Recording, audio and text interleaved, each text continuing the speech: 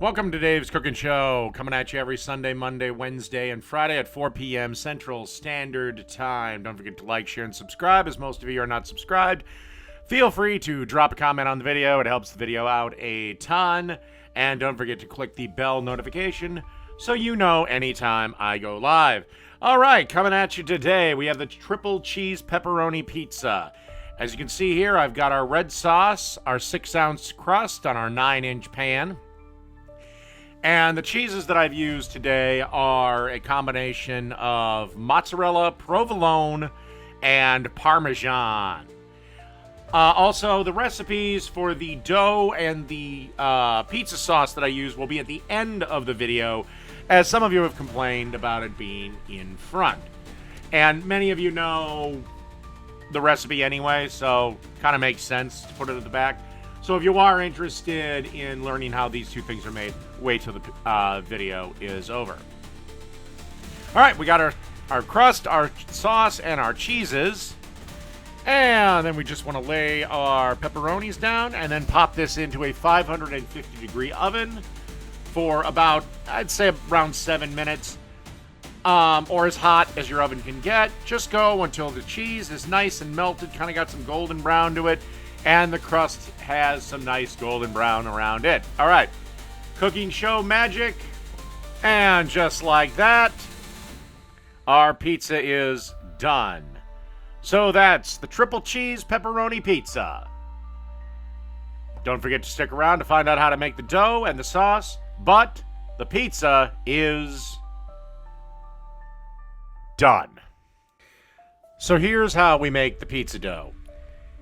In a bowl, as you can see here, I have 5 cups of all-purpose flour.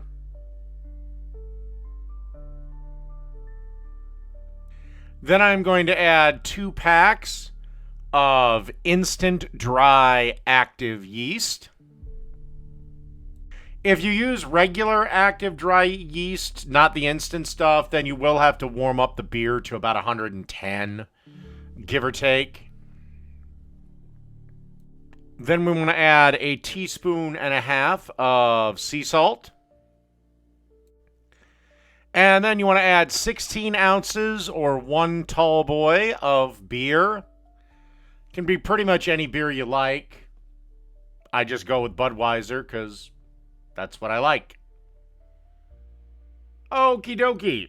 Then we just want to get our paddle attachment and turn it on and let this mix around, knead around for 8 to 10 minutes.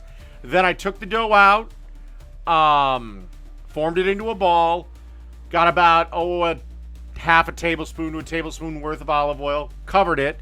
Then I covered the bowl with a towel, put it in a depowered oven, oven that's turned off, and let that proof for about 2.5 to 3 hours. Then I divided it into 5-ounce balls, covered them on a baking sheet, and let them proof again for about 45 minutes.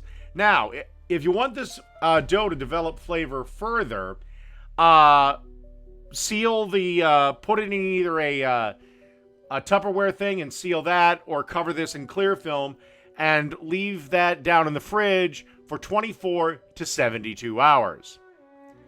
All right, that's pretty much the dough recipe. Here's how you make my classic pizza sauce.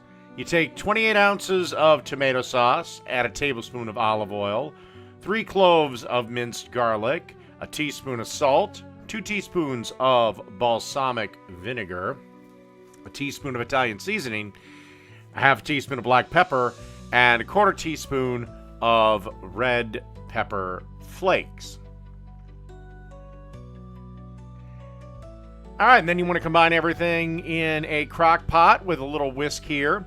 Then you want to cook covered for at least 1 hour on high, and then at least 1 more hour on low. And then just keep it on low and just use it while you're making your pizzas. And that's pretty much the pizza sauce.